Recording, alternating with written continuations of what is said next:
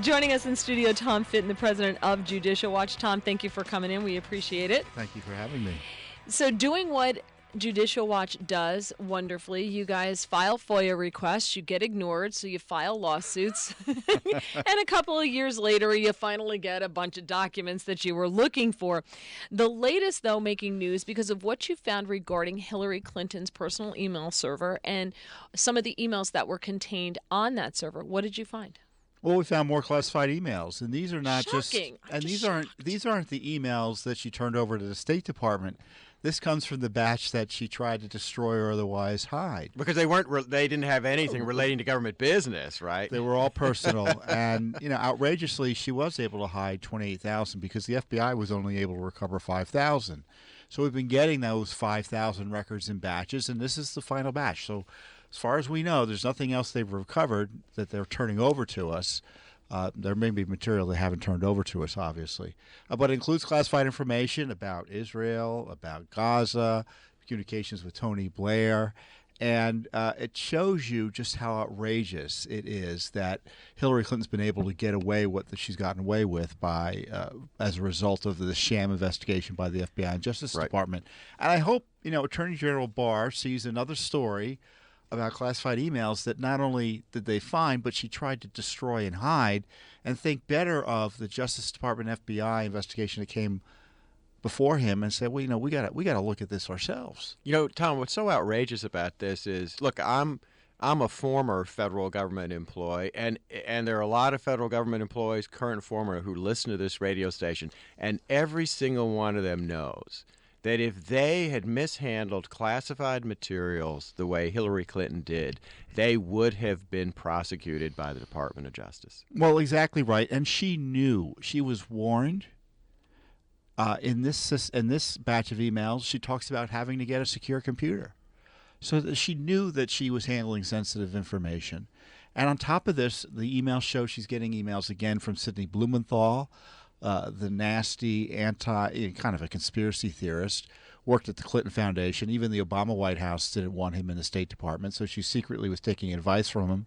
And he sends her some virulent anti-Israel conspiracy theory, Israel government's colluding with the Jews here in America type email.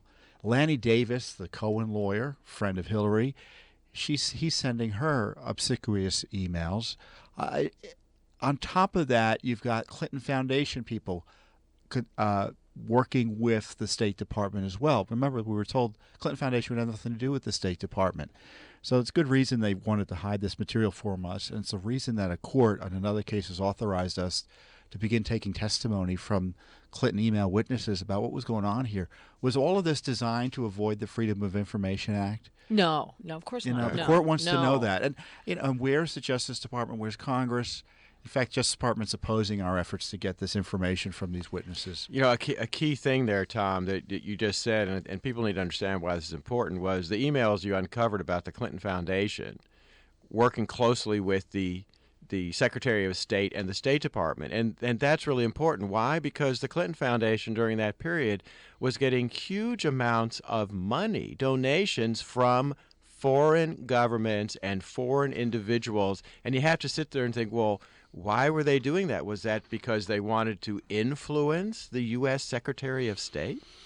Well, certainly they were able to influence the U.S. Secretary of State. We had prior emails that came out where you had a foreign leader being unable to get a diplomatic meeting with the Secretary of State, so he went through the Clinton Foundation to get the meeting accomplished. And on top of that, you obviously had all of this Uranium One type money, Russia money flowing into the Clinton Foundation, including a personal speech that Bill Clinton made that netted them personally $500,000 from a firm associated with Uranium One in Russia, a government entity, essentially. There's a lot here to investigate, and is Attorney General Barr going to ratify the corrupt decisions of Lynch, the Attorney General under Obama, and James Comey?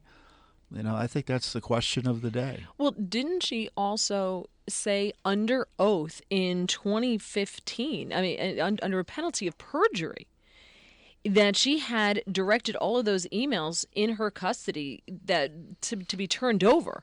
Now, we know that that's not true because we know that she tried to hide them. We know that she tried to get rid of some of them. You've gotten them. And we know that some of them contain classified information. She lied under oath under penalty of perjury. Yeah, she testified to us. As far as she knew, everything was turned over. But I recall she was much more specific and broad in her testimony to Congress about it.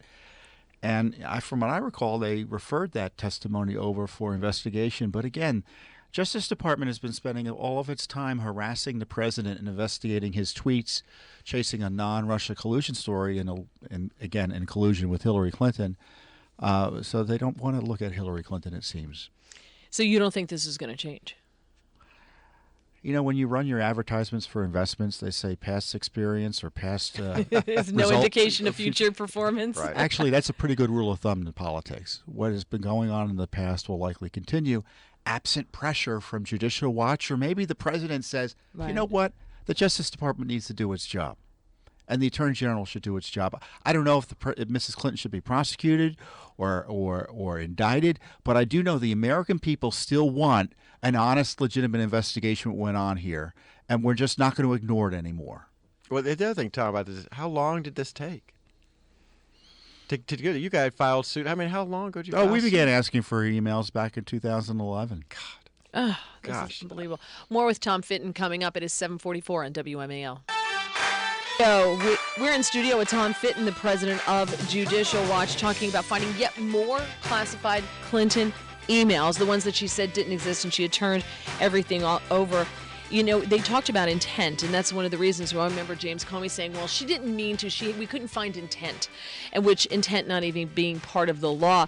But yet you found an email where she talks about getting, quote, a secure computer set up soon. So she knew that the computer was not secure, yet she was communicating with Tony Blair and others, and you happen to find emails that have been redacted, so you know that they were classified. So doesn't that blow away her entire claim of no intent? She didn't know. I didn't know. Well, exactly. And on top of that, we had another set of emails we released earlier, I forget when, but since we began this battle, where the security official said you can't be using your own little BlackBerry here. The system's not secure. And the email show or the memo show that she came up to him and said, I got your message. Thank you. But then in other places, they said, well, these security hawks are trying to get me to, follow the rules. But, she didn't want to. Look, A, they didn't need intent, but B, she had it. Right. So, again, look, we see the Lisa Page stuff. They didn't want President Trump to then win. Hillary Clinton, they were more in favor of. And obviously, Barack Obama, Loretta Lynch, and James Comey had zero interest in prosecuting her. So the FBI investigation, the so-called criminal investigation, was just all make-believe. They weren't ever serious about going after her. We now know. So it's up to the Justice Department. Attorney General Barr probably wants zero to do with this. Why? Why? This is why he's paid the big bucks. Why? Why doesn't he want anything to do with this? He's Trump's guy. Why? Because institutionally, it seems to me, it puts the Justice Department in a box because it highlights the corruption of the Justice Department institutionally. And a lot of these folks, and Barr, I'm sure, is a patriot and a great man, but has zero interest in putting the Justice Department through this and taking on Hillary Clinton again. Remember, she kind of scares a lot of people, too. And people don't like to commit suicide. Well, Attorney General Barr, I say, is a patriot and a good man. If he took on Hillary Clinton, he would be excoriated by the swamp, and the Hillary gang would come out and tear him apart.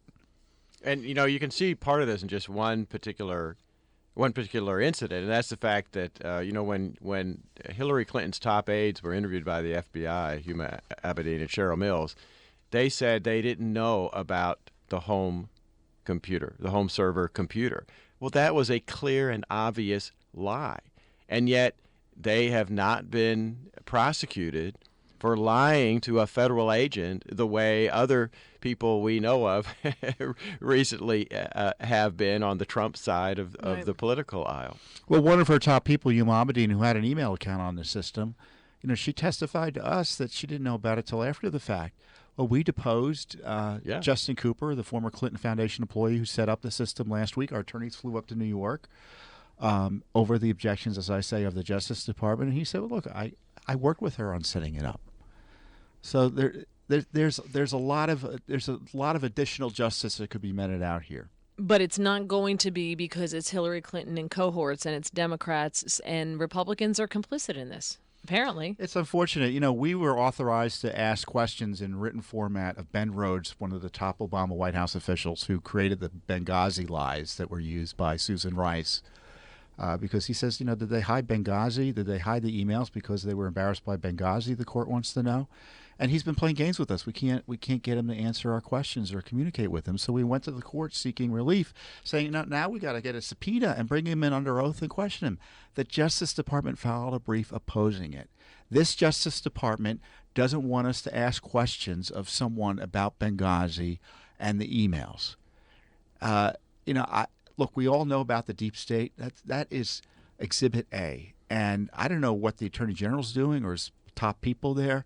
But if he think he can rely on the institution of Justice Department officials to protect the public interest here, he's sadly mistaken. I mean, these are partisan liberals who are working to subvert the rule of law to protect Hillary Clinton and her people. I got to say, Mary, Tom is absolutely right about that. I as a 4-year veteran of the Justice Department, the career lawyers I met there were some of the most left-wing liberal lawyers I have ever encountered in the entire all of the years I've practiced law. Well, and this is why the Mueller report's going to be just a vicious attack on President Trump, I predict.